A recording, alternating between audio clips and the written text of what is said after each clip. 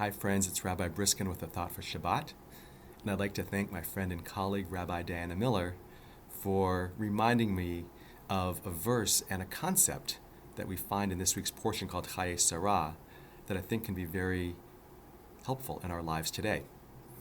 Now, towards the end of this week's Torah portion, our patriarch Isaac, the son of Abraham and Sarah, meets his wife Rebecca for the very first time. And it said that she was coming towards him and that he was walking in the fields. In fact, what the Hebrew says here, it says, Vayetze Yitzchak lasuach basadeh. And Isaac went out walking in the field. Now this verb lasuach is unusual.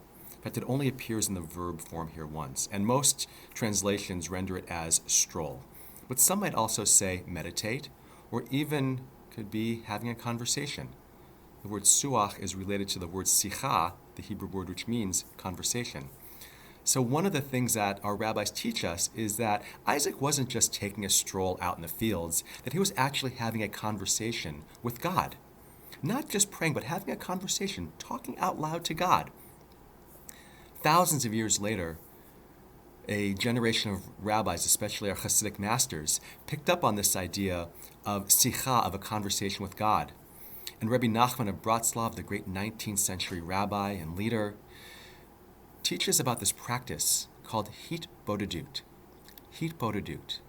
And what it is literally having a conversation, perhaps one way, but a conversation with God.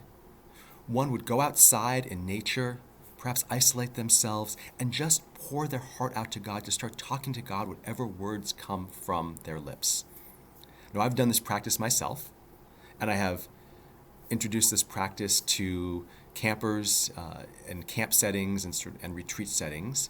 And it can be a very powerful practice because when we get out of the confines of a building, of four walls, a floor, and a ceiling, when we're out in nature among the trees in a field, I think, at least for me, that the power and presence of God can be felt more greatly.